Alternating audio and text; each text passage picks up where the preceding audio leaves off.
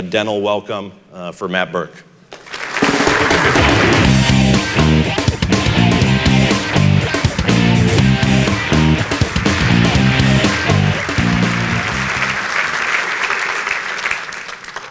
Matt Burke, one cavity, lifetime. Not a big flosser. This is really cool for me to be here with you guys. This is actually the hotel that we stayed at and the Vikings still stay at. So I was trying to do the math at 11 years and at least 10 games a year here. So I've spent 110, 120 nights in this hotel.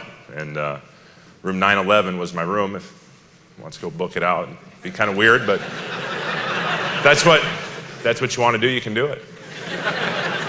I was excited here. You know, Scott talked about our history and the good old Town and Country Club.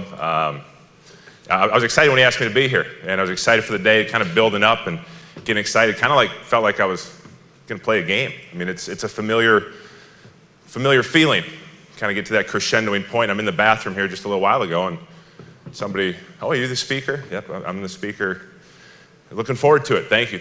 And he says, "Yeah, we had Roger Staubach one year."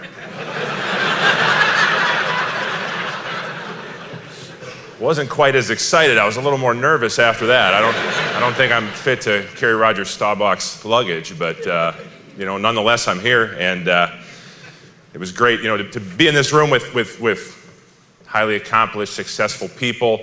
I got to visit with some of you at lunch, and just being around the hallway today, it's awesome. And I'm thinking, you guys are really good at what you do, and I'm the guy that's taken 1 million shots to the head. And you guys are here to listen to me, so there might be something wrong there. But anyways, I'm excited. The title of my speech is "What Makes Teams Great." For the last 15 years, my workplace has been an NFL locker room, which is a pretty unique workplace.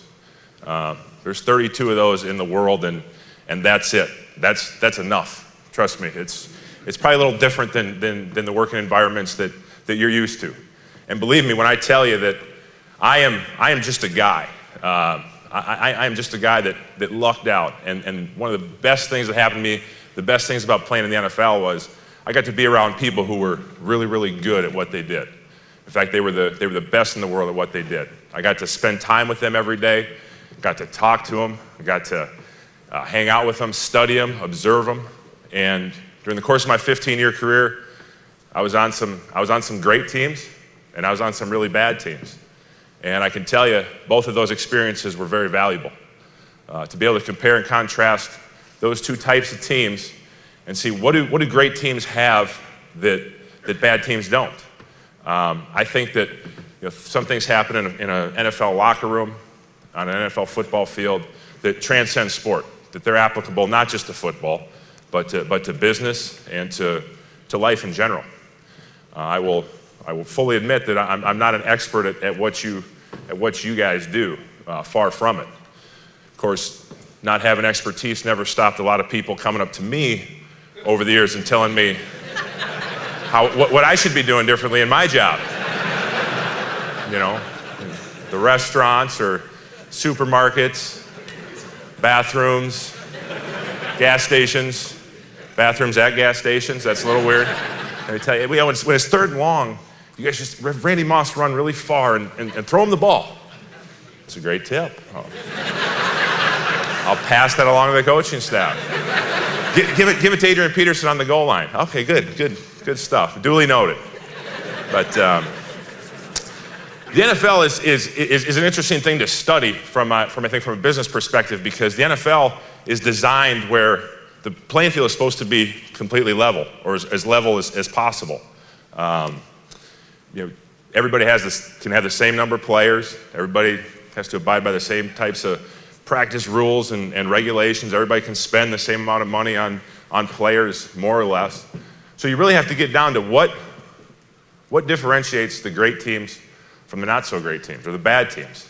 And why are certain teams able year after year after year to be good, to be great, to be competitive, to compete for the Super Bowl? And why are other teams not? I know what you guys are thinking. Well, it's the quarterback. That's a lot more complicated than just the quarterback. There's a lot more other things. That's the easy answer. One of the things is identity. of course, everybody has an identity. But with an identity, you can choose your identity or someone else can choose it for you. A good general manager and a head coach, when they're putting a team together, they have an idea, a picture, an ideal, if you will, a goal of what they want their team to look like. Criteria for what they want their players to be, for how they want their team to play.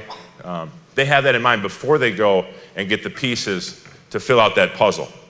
And great teams understand what they are and what they are not. Not every team's the same. When I played for the Vikings, and I won't assume everybody's a football fan, statistics say if there's 600 people in this room, there's like 4 people that aren't. So I'll fill in the blanks for all those people. But when I was on some great Vikings teams in the late 90s and early 2000s, those teams were built a certain way. Those teams were pretty teams. We had guys like Randy Moss and Robert Smith and Chris Carter and Randall Cunningham. We were pretty. I mean, we were built to play in the Metrodome here on the old AstroTurf that was about like this here, and we were built. People loved us because we scored a lot of style points. We scored a lot of points, but we scored a lot of style points as well. The Baltimore Ravens, not so much. People think about the Baltimore Ravens since their inception in 1996, not really the cute and cuddly team that people normally pick as their favorite, unless they're from Baltimore. But good teams, great teams understand what their identity is and what their formula is for winning. With the Vikings, we were gonna score as many points as we could, as fast as we could. We're gonna make you try to keep up. We were built to get a lead, get ahead, stay ahead, but we're gonna play like we were from behind. We're just gonna keep pouring points on, get up 2 or 3 scores on you.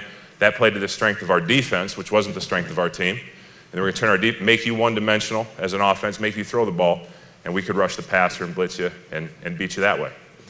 The Ravens is a lot different. The Ravens pride themselves on a tough, physical, old-fashioned brand of football.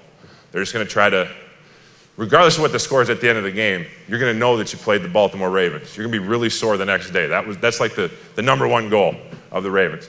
Tough, physical, smart, run the football, stop the run, ball control, punt. They say punt is an offensive play. I get to Baltimore after 11 years in Minnesota where, we set scoring records. I was on got to be part of some amazing teams, some amazing offenses. And I'm in Baltimore and they're talking about, punt is an offensive play. It's okay to punt. I'm like, are we like surrendering? Punt. We couldn't stand our punter in Minnesota when he came on the field. He represented failure to us as an offense. Another thing great teams have is work ethic. I was fortunate enough to play 200 games in the NFL, which is, they tell you it's kind of a big deal. So when I played my 200th game, a couple young guys came up to me and they said, hey man, what's the secret? I said, there's no secret. I said, you work hard. That's the secret to success, right? We always want the secret. We always want the easy way. There is no easy way. Great teams understand that. They understand that when you work hard, that gives you a chance to have a chance. Football's a different type of sport from other sports. In football, you only have 16 opportunities the entire year to play. You don't have 162, 84, 82. I don't know, it seems like soccer never stops. I'm not a soccer fan. I don't know how many games they play. But I like soccer, I'm just not a fan. It's different. It's 95% preparation, and you need to have team preparation. You can never go into a game saying, oh, this one guy, he can just do his thing and he's gonna bail us out. Everybody has to prepare. On offense, they give you a playbook. It's like that thick. That's the defensive playbook's one sheet. It's got a picture of the football and it says, go get it. No, there's team defense too. But everybody has to prepare together. And you have to prepare hard. More than a couple years ago, Flip Saunders, head coach of the Minnesota Timberwolves again now, was at our practice down in Mankato where we have training camp. And it's always hot. By the way, don't worry about the weather. I know it's been terrible here, but guarantee when the Vikings start training camp in late July, it'll be 95, sunny, and no rain ever. Because every year I was in training camp, that's how it was. And we always said, man, we retire, I'm going on vacation during training camp because the weather's always perfect. We couldn't buy a rain day down there. Anyways, Flip Saunders was there and he comes out to the afternoon practice. We'd already practiced for 3 hours in the morning. had lunch, try to get a nap or whatever, come back, practice again. It's hot, it's humid. We have goal line short yardage scrimmage, which is like, I guess, as good/bad as it gets for a football player. Training camp, goal line short yardage scrimmage, meaning like you line up on the goal line, it's live. Like it's live. And you don't have any games, you have nothing else to judge yourself by, but this is like as competitive as it gets. It's real. Tackle the running backs to the ground, drive them down, just kill the guy in front of you. Right now, offense and defense, you hate each other. Here we go. You're supposed to get excited about that. So Flip Saunders is there watching, and you kind of see, he's kind of enjoying being Flip Saunders. He's hanging out. We start this drill, and you can see his face. He can't believe the intensity of this drill. And this is practice. Remember the old Allen Iverson? Talking about practice. This was practice. And Flip Saunders, he's sitting there, and we're laughing. And we come off after our set, and you just look at this. He was dumbfounded. It's like he lost his dog. And after practice, one of the guys on the team knew him, lived near him, and so we went and talked to him, introduced myself to him, and he was like, man, I can't believe how hard you guys practice. He says, there's no way I could get my guys to do that for practice. He goes, I can't even get them to do like that for games. He was serious, because they 82 games or whatever they play, you kind of pace yourself. I can't even get it for games. And I said, yeah, we're just going to go eat dinner, and then we have 2-3 hours of meetings tonight. And he couldn't believe how hard football players work. So my message is, who's ever booking the speaker next year, don't get a basketball player. Or if you do, don't let them talk about hard work. I'm sure they work hard. Fundamentals. I've had the fortune to play with a lot of great players, great players, Hall of Famers. Some guys will go down at the best ever at their position and been on a lot of great teams. The one thing that all great players have in common is mastery of the fundamentals. Everybody wants to make it into the highlight reel, circus catch or throw. That's kind of our society. That's ESPN and Sports Center. But those guys get to where they are because of fundamentals. Great teams play what they call fundamentally sound football. Buck Showalter, baseball guy, again, we'll put him in the same category as the basketball, but heard him say a quote once. He said, be brilliant at the basics. That's what he preaches his guys. Be brilliant at the basics. Okay. Brad Childers, one of my former coaches, said, be great at the things that require no talent. Okay, those things really speak to me, because I thought, okay, I'm a guy with no talent. What can I be good at? I want to play in the NFL. I really like being here. Be great at things that require no talent. I can be on time. I can hit all my sets in the weight room. I don't have to cheat anything like that. I can control my technique. I can control how low I come off the ball. That has nothing to do. On defense, there are a few defenses they run. They try to keep it pretty simple on that side of the ball, but there's a few different types of defenses they run. And, guys are supposed to align in certain places. How hard is it to stand and align where you're supposed to stand before the snap of the ball? How much talent does that take? Same thing on offense. You talk about formations and shifts and movements. How hard is it?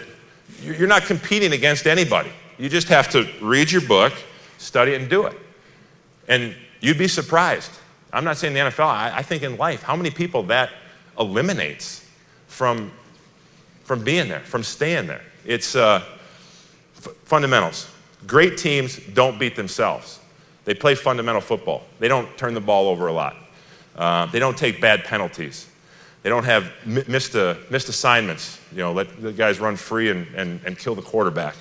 They make the other team earn everything they're going to get. When you're going against an opponent, they're going to get some yards on us. They're going to score some points, but make them earn every single time. If they stop us and make us punt, make them earn it. Don't make it because we blew an assignment up front, we turned the nose tackle free and hits the quarterback. It's happened before. It can happen.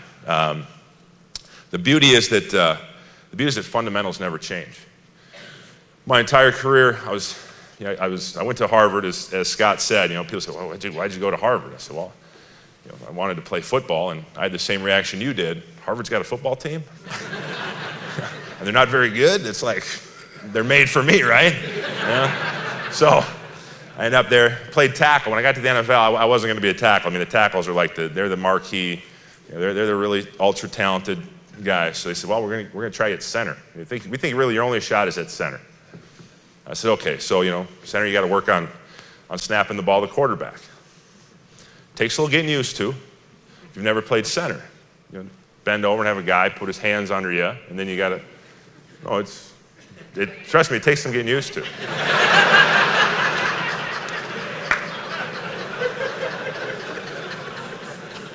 But you got to make a living, right?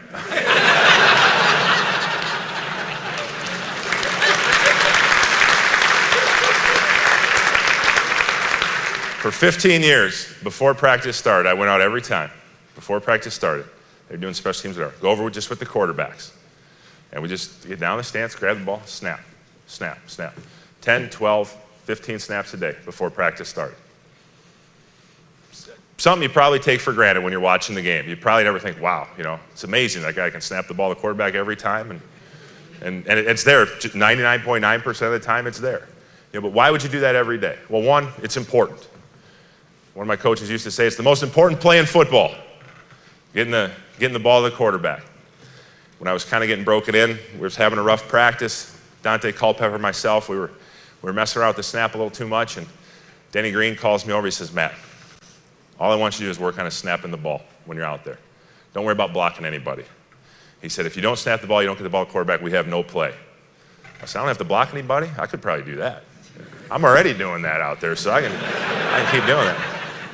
But, why do you do it? Because it's got to be automatic. It's got to be automatic. It's not something you take for granted. When I'm in a game and I'm over the ball and there's a 350-pound nose tackle with his lined up this far from my face, and he's got bad intentions and a small rap sheet, I don't want to be thinking about the quarterback's hands or if he's going to get the ball. That snap's got to be automatic. I got to be able to execute that without even thinking. That basic movement, without even thinking, so I can do my job. When I was coming out of college, there were a couple agents that thought maybe I had a chance to play in the NFL. So I met with this one, and he had represented an offensive lineman named John Hanna. I know offensive lineman's not really cool, and people, you wish I was a wide receiver or something, but I will tell you, it's a fact. The further you get away from the football on the field, the dumber you get. So you got the center, okay?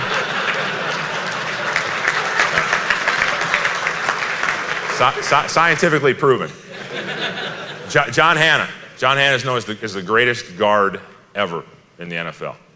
Played in the 80s, New England Patriots, University of Alabama. This agent represented John Hanna. He told me this, and I remembered this. This was fortuitous that I would meet with this agent. He would tell me, and that I was actually listening. He said, John Hanna used to spend 20 minutes before practice started, 20 minutes every single day getting into his stance, finding his stance. I mean, it's not, football stance it's not real difficult. You just bend your knees, but this guy, the greatest ever, 20 minutes every day, making sure that he felt good in his stance, that he felt balanced, that he felt confident, that he felt powerful. It's like, if that's John Hanna, if that's sometimes we look at the best and we think, oh, it's just, they're the best because it comes easy to them, because it's talent. That's not the case. If John Hanna could spend 20 minutes on it a day, I could spend 5, 10, 20, 30 even. I mean, rightfully so. After you do the center quarterback exchange drill, after you find your stance, practice officially starts. And every single offensive line, probably from the Minnesota Vikings on down to the Groveland Playground Pee-wees, they have what's called boards. It's a high-tech piece of equipment. I know there's a lot of technology people here, so I'll try to explain this to you. The boards are boards. Okay? And what you do as an offensive lineman, you work your craft, right? You stand next to the board, and what you practice your first 3 steps. The first 3 steps. This is fundamental, obviously. You take 1 step, you lose ground, you gain direction. 2nd step on the ground, third step straight ahead. Did I lose anybody? Pretty complicated, right? I mean, this is the NFL. As far as I know, this is the highest level of football, right? There's no super NFL, is there? Canadian football's not, no, nobody watches Canadian football. That's the NFL, and every single practice, you start off with that drill. It's all about fundamentals. It's all about executing the fundamentals. They have to be automatic. There's this basketball player, he's pretty good. His name was Michael Jordan. And they asked him, he hit a few big shots in his day, like 1,000. And they asked him once, they said, how is it that when the moment gets big and the game's on the line, that you get the ball And that you make the game-winning shot every time. What do you do to elevate yourself above everybody? He said, I don't change. Everybody else changes. I stay the same. And he'd just worry about getting his shot, elevating, following through. That's what he thought about. He thought about his technique, about his fundamentals, about the things that he did every day for his entire life. And that's the beautiful thing about fundamentals. Fundamentals are what wins, and fundamentals are simple. Not easy, but they're simple. The thing along with fundamentals is execution. Sometimes we kind of forget about that. Execution. We had a playoff game in Denver this year. Anybody from Denver? Anybody a Broncos fan? Ooh. Sorry about that. We go into Denver. We're playing the great Denver Broncos, the great Peyton Manning. They're the best team in football. They'd won 13 in a row. They had come to our place a couple weeks before that and beat the tar out of us. And so, got no chance. It's -2 degrees. It was awesome. It was -2. The sun was shining. It was like bright as could be. And you drink water. You'd spray water and come down on your jersey. Tried to break my mic. Come down on your jersey and they would just freeze. It was like you had a board in your chest. Defensive guys couldn't hold you for nothing. Put their hand on you, slip. It was awesome. Best game ever. The reason why it was the best game ever is we were down by 7 points, 28-21. Just a little over a minute left. We got to go 70 yards. We have no timeouts. We're done. We're done, I know on the TV copy, my wife said, they were already talking about the Broncos and the Patriots were going to play next week for the AFC Championship for the right to go to the Super Bowl. Ravens are done. So what play do we call? Oh, we call the special secret play that we keep for situations just like that. We have 4 receivers and they all run vertical. It's heady stuff, right? Everybody's got that play. Everybody runs that play. Everybody runs it 5 times a game. In preseason, you run it. 4 verts. That's what we call. Now, this is the information age, and everybody, I know there's some people here who watch NFL Network and ESPN, and you're plugged into it. You watch the coaches show in the playbook. What coverage is Denver in? Prevent, cover 2, right? 2 safeties. What do they tell? When they install the prevent defense, the cover 2 prevent on the first day of OTAs or whatever it is now, what do they tell those 2 safeties? Don't let anybody get behind you. Get as deep as the deepest. Worst case scenario, the guy catches the ball, you tackle him. We get to line up again for another play. What happens? Jacoby Jones, Mr. Dancing with the Stars, gets behind the defense and catches a touchdown from Joe Flacco. We tie the game. We go on to win. Was that good offense or bad defense? I don't know. We executed. They didn't. We won the game. They didn't. The next week, we go up to New England. The year before, I know you guys are all big Ravens fans. You guys hanging on every play, but I'll just review briefly. The year before last, we went up to New England. Tight game, down to the wire. We had him, 20 seconds left in the game. Our guy, he's got the ball in his hands in the end zone for a split second. Guy comes, knocks it away. Okay, we could have won the game there, but that's all right. We're going to kick a field goal, go into overtime, and beat him then. Well, then we missed the kick. Kind of a recurring theme in my career, but that's okay. So we go up to New England this year. We go up there. We got in the first half. We're trying to execute. Offensively, we're not executing very well. At halftime, our coaches say, look, it's not working. We're not executing well, so here's what we're doing. We're going to throw the ball every single play. And that's, as an offensive lineman, that's not what you want to hear. You want balance. You want run and pass. They say, we got to throw the ball every single play. Joe, we're turning loose. We don't think they can cover us. It's our only chance to win. We're going to throw the ball every play. I say, okay, that's what we do. We went out there. We threw the ball just about every single play in the second half. Exercised the demons, the great Tom Brady and Bill Belichick, there's always a little bit extra satisfaction beating those guys. They win the game. But it's all about execution. It's not about the game plan that we had in, who put it in, who's on this. It's all about executing and winning. It's all about the goal. When we get to the Super Bowl, as we went through the playoffs, every single week, our game plan got smaller and smaller and smaller. Those playbooks that are like this, they look good, and coaches can say, hey, look what we did all offseason. We worked on the playbook. We added 300 more pages. Justify their existence? That's great. You can do what you want, but when you get to the Super Bowl, there was no plays in the Super Bowl that we hadn't run 1 million times during the season. They knew what we were going to run. the San Francisco 49ers, we knew what they were going to run. There was no secrets. It was going to come down to execution. It was going to come down to the fundamentals. The first play we ran was a basic inside running play. Guess what? We get the plays the night before. Here's the first play we're going to run. Guess what technique I had to execute on that first play? The board drill. That's all it was. Step, step, step. That's all I had to do. The Super Bowl, it didn't matter what the stage was. It's all the same. Fundamentals are fundamentals. Truth is truth. And execution is what wins. Another thing great teams have, all great teams have, is toughness. Now you think, yeah, I know about toughness. You know, football players are tough. You know, some are handsome. just seeing if you're staying awake. But tough, right? Like they think somehow football players are impervious to pain somehow. Like we don't have the same amount of nerve endings that other people do. We can take beatings and somehow we don't feel it. Feel it. You feel it. You feel it every single day, every single hit. But toughness isn't about physical. What physical toughness is it's mental toughness manifesting itself. That's what it is. You decide as a football player, it's a decision. Am I going to be tough or not? You decide before you go to practice, before you go to the game, before you get into the NFL. I need to decide right now, am I going to be tough enough to do this or not? Am I tough enough meaning, am I going to be able to take everything that comes at me? Am I going to be able to stay on the field, if I get laid out, if a defensive guy takes a cheap shot on me, which happens all the time. It's dirty, guys. You make the decision. You make the decision in the offseason when you're training. Am I going to run all 10 of these sprints? If I throw up after 8, am I going to run 9 and 10? That's what you need to decide. All these guys, great teams are tough-minded teams. They have tough-minded individuals. When you go on the road in the NFL, that's a hostile environment. I know it's just football, and when you're at home watching the game on your TV, you think, okay, it's not that bad. You're just playing football. It's a game, right? I mean, I think at the Dome here, I think it's all right, but most venues on the road in the NFL, they're not family places. Don't take your kids to NFL games. It's kind of what it's become. I mean, I've been on buses. You go to Philadelphia, you're going to get batteries thrown at your bus. I know I met one guy from Philly earlier, so city of brotherly love. Yeah, right. Everywhere you go, they're going to be giving you they're going to tell you you're number one.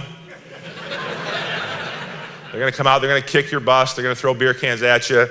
They're going to say stuff to you. I wish they wouldn't talk about my mom, but they do.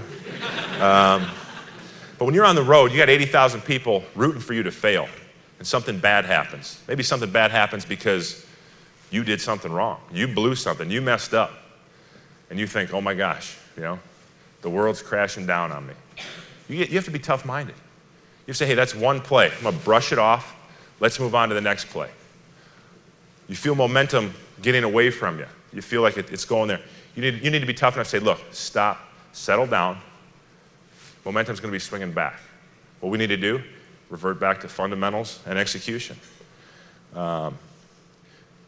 Great teams understand that the struggle is essential. Having opportunities to go play on the road in Pittsburgh at night or Philadelphia or these other places, that's great. It helps develop your character. It helps develop your toughness. Those teams, great teams, are battle-tested. They use their experiences to their advantage to get better. The 1998 Vikings team, which I was a rookie on, which I know some people know about, get over it, it's 15 years ago. We set the all-time record for points scored. We went 15-1. The one game we lost, we punted one time. It was like a fluke. The team played the perfect game against us. We were going to the Super Bowl. We were going to win the Super Bowl. We got in the playoffs. We got into a tight game in the NFC Championship. We're used to blowing people out all year. We blew everybody out. This team hung around. They hung around. Second half, they hung around. It was third quarter. It was fourth quarter. It was close. And we were tight. We were tight because we hadn't been in close games. We weren't battle tested. The Atlanta Falcons were. They had scratched and clawed their way to the NFC Championship game. We didn't. It was too easy for us along the way. And I believe that's why we lost. Sometimes I think as humans we have a tendency to try to hope things will be easy. I don't know why we'd ever hope for easy. I have the dubious distinction of playing on the 2002 Vikings, which that year there were two teams in the NFL that went 1-15. The Carolina Panthers and the Detroit Lions. Guess what team they beat? Yeah, us. Huh? Those guys get paid too. You never expect it to be easy. You always expect to get their best punch. Roger Goodell, I was fortunate enough to be in his office a couple weeks ago. He's got a saying, I guess it's his saying around the office. Hope is not a strategy. You don't hope for easy. You don't hope for success. It doesn't just happen. You prepare for it. You work for it. You also have to be tough-minded, and this applies to football, but this applies to everybody. We all have critics, okay? This year in December, Baltimore Ravens, we had a tough streak. We lost a tough game to Pittsburgh at home. We shouldn't have lost. Roethlisberger was out. Peyton Manning came in and worked us over. It was like 35-0 at one point. It was ugly. So we lost 3 games in a row, and they're talking about all the critics, all the experts are saying, Baltimore Ravens are done. They're done. Stick a fork in them. They're done.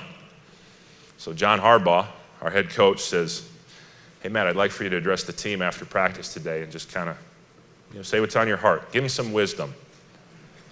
Because Ray Lewis can't give every speech, so they got to ask me once in a while. So I told him a story about college. Harvard University Crimson. Our coach, his first year was my first year there. He got there, the first thing he did, he said, guys, every game we win, we're going to sing the fight song. Cool. The Harvard fight song's in Latin. Man. Okay? Which down the road is really embarrassing when you go to an NFL training camp and you have to stand on your chair in the cafeteria and sing your fight song, and you have to sing it in Latin to a guy from Wisconsin. So I told him, so we sing the fight song, and the last line of the fight song is ipso facto. So, one of these guys, it's Harvard, some inquisitive kids. Coach, what's this mean? Ipso facto. Coach says, it means don't let the bastards get you down. It's 12 years of Catholic school. I think that's a loose translation. I never took Latin, but I'm guessing. He said, okay. So I told these guys, I said, this is what I told the Ray. I said, hey, ipso facto. No one's giving us a chance. There's probably some self-doubt creeping in ourselves. Pay that no mind. So we big game against the Giants, we beat them. But not everything's roses. You fumble the ball, you have to punt. Just, hey, ipso facto. Hey, ipso facto. And then things start going really well, and same thing. Hey, ipso facto, because then you start winning games, and people say, wow, they won, but they're not good enough. It doesn't matter. The critics don't matter. The last thing, it's not going to be a great surprise to you, but the last thing all great teams have is great leadership. And from what I can tell, when I walk through the airport and I walk by the bookstore, leadership is about a $50 bazillion industry, right? I mean, there's a shortage of leaders apparently in this world. In football, there sure is. In business, I'm sure there is. I know there is in Washington. Sorry. Yeah.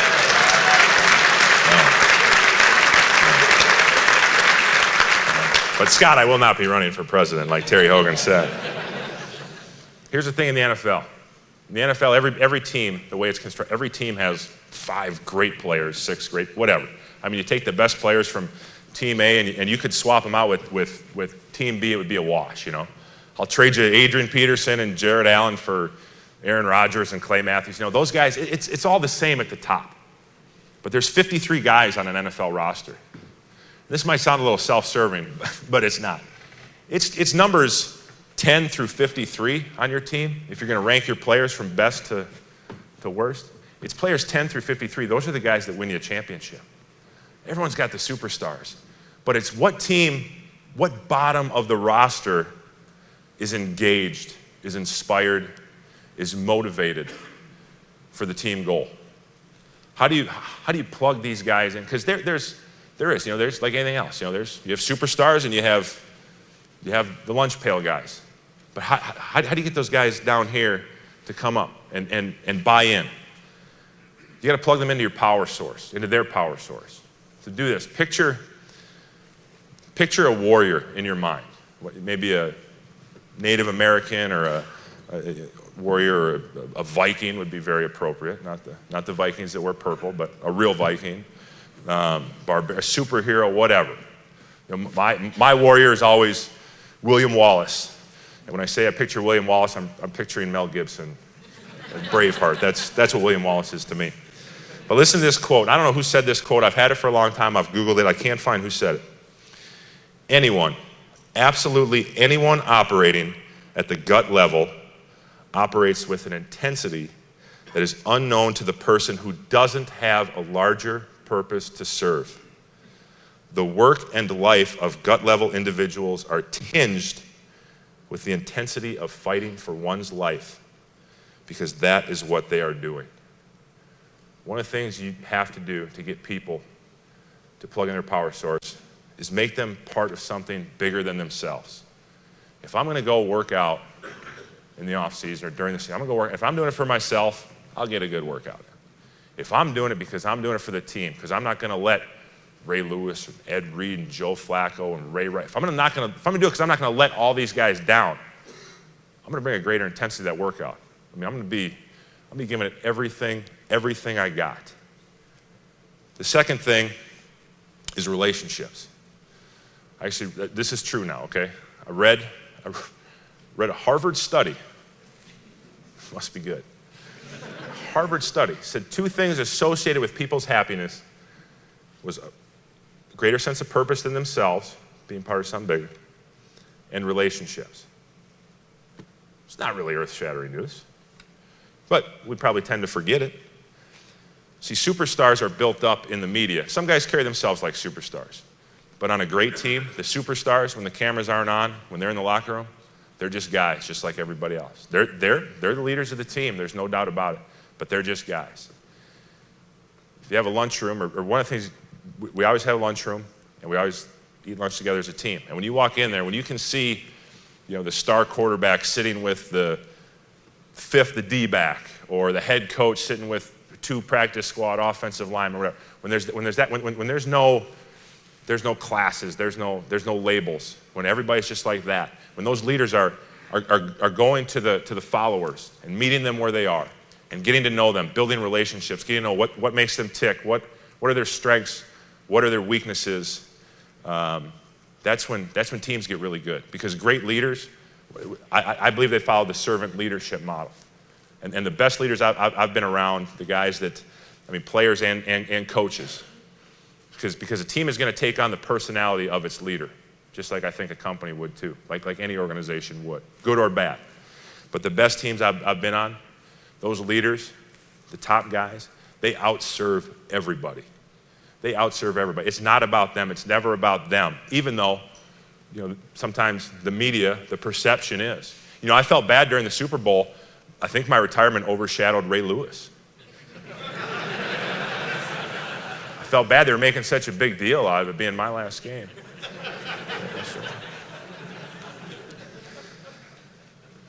You ask a retired football player, you ask me, you ask any one of them, what do they miss about the game? Because the NFL is a great thing. It's a great way to make a living, no doubt about it. I'd say the same thing as every other player.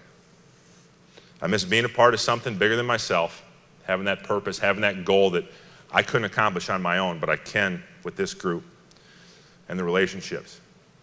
I don't miss being an athlete, because I never was one. I don't miss the competition. I can get competition anywhere. I don't miss the paychecks. My wife probably does a little.